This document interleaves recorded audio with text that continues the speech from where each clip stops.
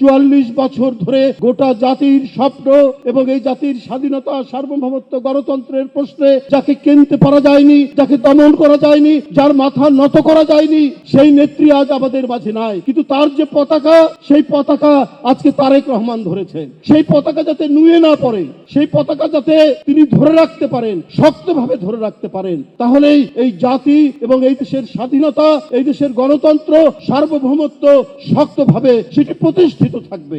আমরা সেই সহযোগিতা আমরা তাদেরকে করব, কারণ অনেক রক্ত ঋণে আবদ্ধ এ জাতি।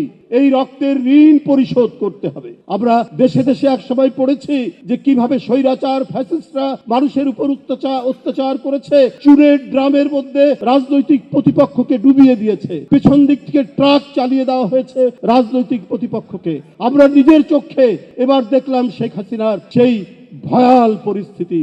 সন্তানকে মায়ের কোল থেকে, স্বামীকে তার স্ত্রীর কাছ থেকে অথবা সন্তানের কাছ থেকে ধরে নিয়ে গিয়ে পাট খেতে, ধান খেতে, বাঁশঝাড়ের মধ্যে কিভাবে গুলি করে ফেলে রাখা হয়েছে, কিভাবে ধরে নিয়ে যাওয়া হয়েছে ইলিয়াস আলীকে, কিভাবে ধরে নিয়ে যাওয়া হয়েছে হুমায়ুন পারভেজকে, কিভাবে ধরে নিয়ে যাওয়া হয়েছে সাইফুল ইসলাম হিরুকে, জাকিরকে, সুমনকে, আর কত নাম বলবো। এই নাম বললে অনেক সময় চলে যাবে। বন্ধুরা আমার, আমরা সেই বিভীষিকা, সেই ভয়াল পরিস্থিতি, সেই ভয়াল দিন এবং রাত আমরা দেখেছি। বন্ধুরা আমার, আজকে এই পরিস্থিতি অতিক্রম করে আমরা এখানে এসেছি।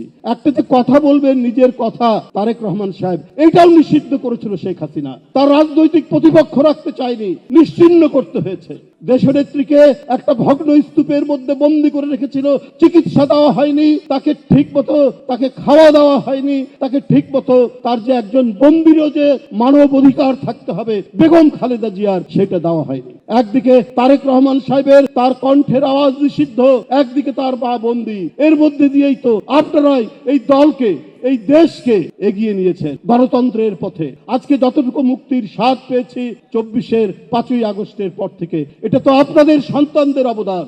আপনাদের সন্তানের সেই রক্তমাখা ষাট, সেই ষাটই আমাদের আজকে প্রাণের পতাকা হয়ে আমাদেরকে উদ্বুদ্ধ করে, আমাদেরকে প্রেরণায় আমাদেরকে সামনের দিকে এগিয়ে যায়। আমরা তারেক রহমানের নেতৃত্বে আমরা সেই পথে, সেই গন্তব্যে, যে স্বপ্নের কথা এবং যে পরিকল্পনার কথা বলেছেন, আমরা সেইটি বাস্তবায়নের জন্য আপনারা সবাইকে নিয়ে যে সুন্দর বাংলাদেশ, তার নেতৃত্ব গঠিত হবে, আমরা সেই প্রত্যয় নিয়ে আমরা এগিয়ে যাব।